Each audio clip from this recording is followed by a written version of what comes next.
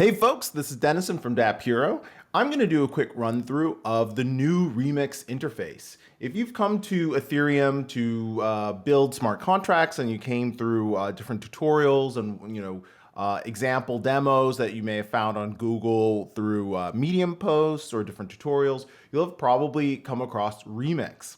Most likely, though, you've probably seen the old version of Remix, the previous version. So it probably looked something like this. I mean, actually, I know that it looked exactly like this because this is the old version of Remix. This is what it used to look like.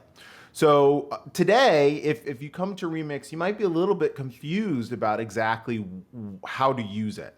So I'm going to just do a quick run through of how the new Remix actually works. So I'm going to switch to the new interface. This is the new interface is the one that you'll be greeted with when you load up Remix in the first place. So let's just go through a few of the pieces here so you understand what's going on and how it's different.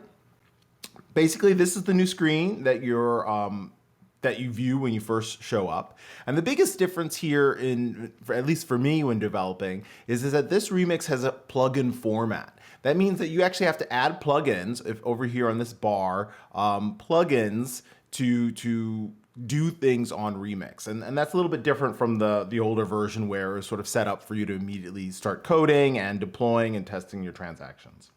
So this is your main window here. This has your sort of like get started information. This is your file explorer. Down here is where you can see your sort of transactions. Maybe I can make this a little bigger. So this is where you can see your console.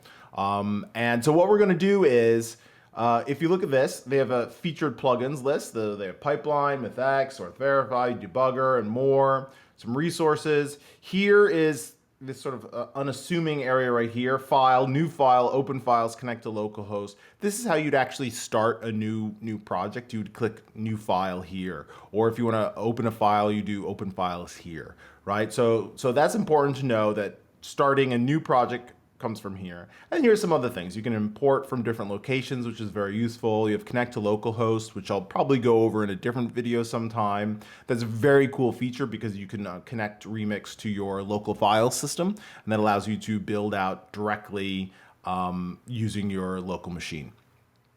So what we're going to do is let's just open one of these standard contracts here. Browser, storage. I'm just going to go to storage one.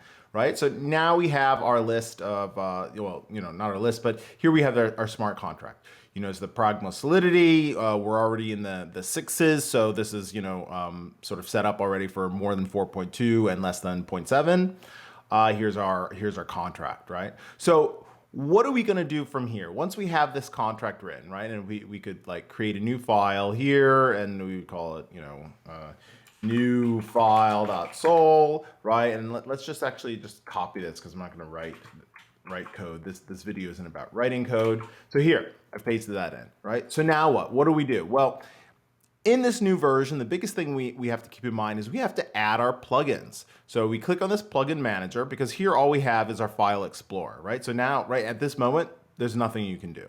What we need to do is we need to add plugins for compilation.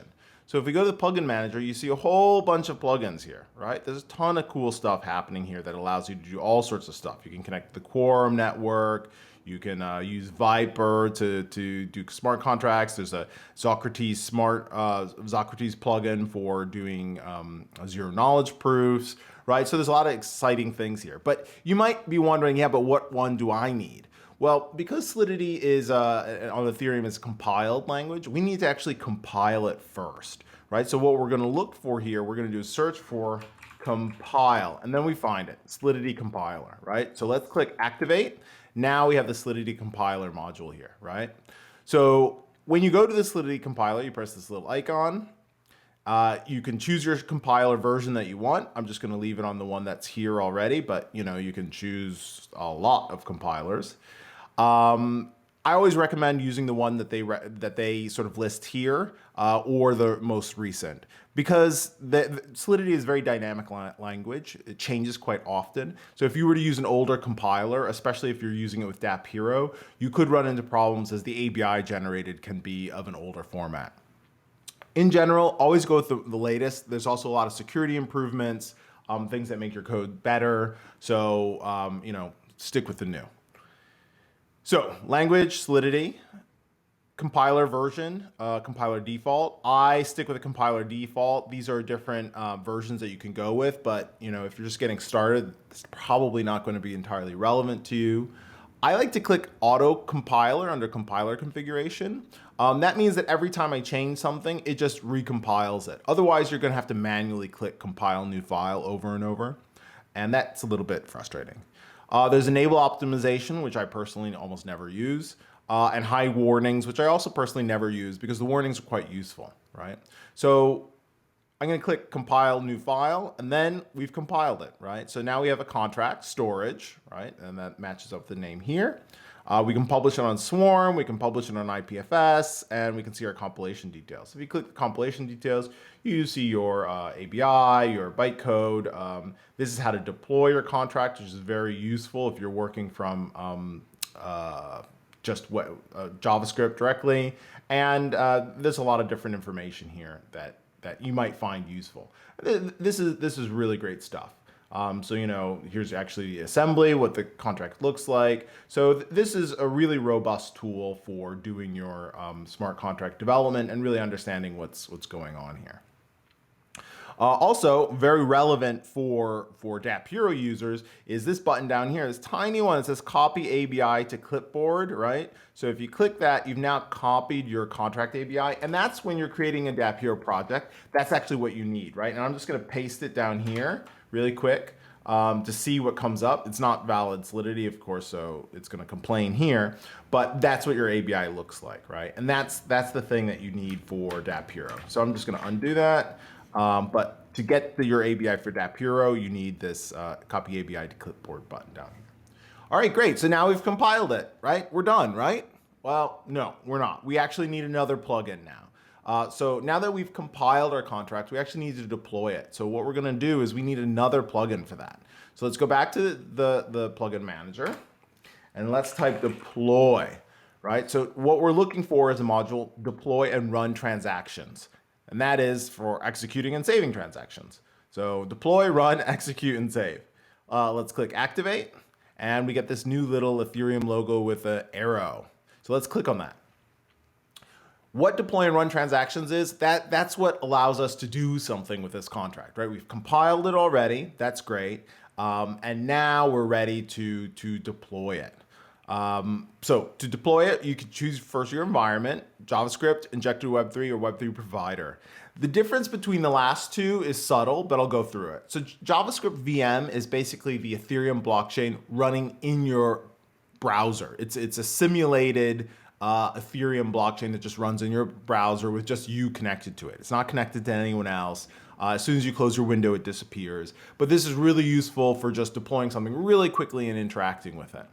I personally have found in the past that sometimes the behavior of the JavaScript VM can differ from the real Ethereum network. So just because you've deployed on the JavaScript VM and everything works doesn't necessarily mean that it's going to work great on your actual when you deploy to the Ethereum network. But this is an excellent place to start. You can use injected Web3, which is what if you have, for example, this browser is Brave, so there's a built-in wallet. But if you were using MetaMask or something like that, this is where it would connect to your MetaMask or your Brave wallet that would allow you to execute your transactions and confirm them using your Brave wallet. We're not going to do that today, so that's just one choice.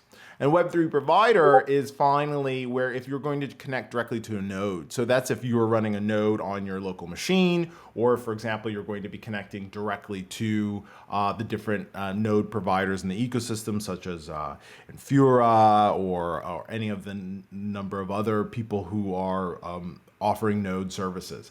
In general, you probably don't need this unless you're trying to like connect to a specific node, because your Web3 provider, as in your injected Web3, your MetaMask, they are already going to be connected to a node. So unless you're trying to control the environment in some sort of special way, you probably don't need that. So now that we have our contract here, it's already been compiled. Right. What we're going to do here is we're going to change this to JavaScript VM, because I'm going to use just the virtual environment here. If you notice, they already give us a bunch of accounts, And these accounts, some of them have Ether and some of them don't.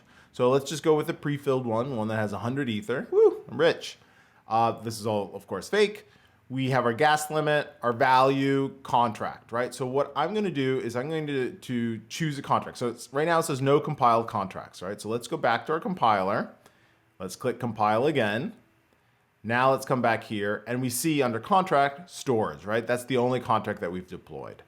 So now to deploy it, all we do is we click deploy. And because it's the virtual environment, we're not asked to do anything else. It just sort of deploys for us. And then down here under deployed contracts, once it's deployed, and notice this process was instant. If we were deploying to a real network, it would actually take some time to confirm. That's another reason why you might want to use the JavaScript VM to test, because it's instant, so you don't have to wait. Then you press the little arrow down here, you open it up, and you can actually interact directly with your contract, right? So you see here we have a function store and we have a function retrieve. So these are both public functions, meaning we can call them. So if I click first retrieve, you notice it comes back 0, right? Now we didn't save 0, but 0 is a sort of default when there's no value, and that's something that's very important to keep in mind. So that result is because we haven't set it yet, so it defaults to 0.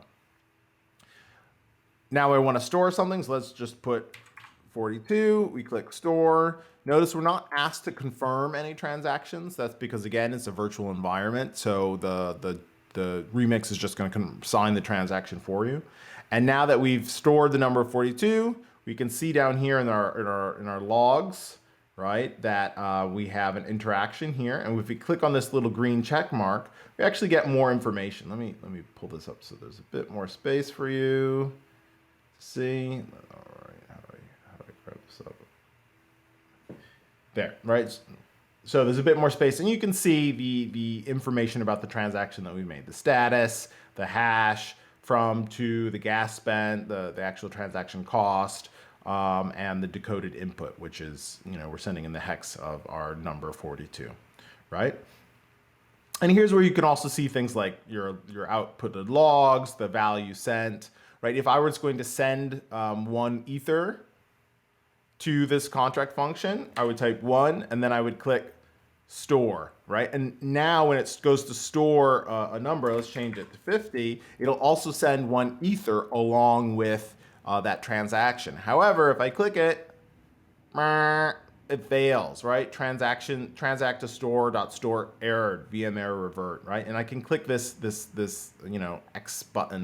X-man button symbol shield to reveal what actually happened here. And of course, this is because the store is not payable, so we could actually just turn this to payable, right? And now we would go back to our contract here. We would compile it again. Oh, actually, we already had auto-compile there. And now, let's make this small, because we're going to deploy a new version of the contract. Deploy, super fast, right? Now we have another one, right? Now we have another contract deployed. And notice that this store is orange. That was our old contract, and this store is red. And that's because now it's a payable function. So if I want to, first let's check retrieve, no value. Now I want to send the number 50, and I'm going to send 1 Ether along with it. And I do store.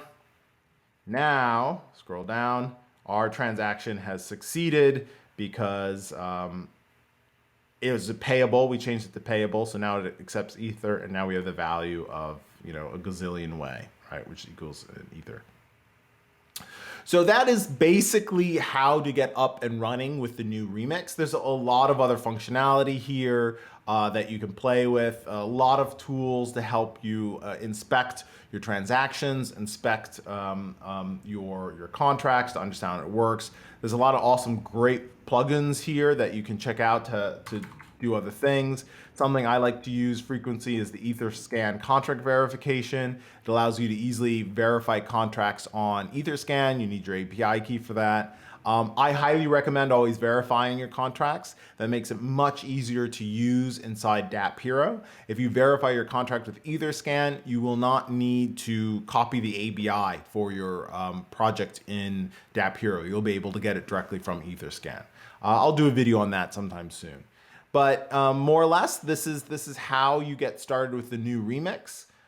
It's a great tool. I highly recommend it. especially if you're getting started or you want to develop quickly. You don't need to set up any environments, nothing like that. It's really just an easy and great way to get started on Ethereum.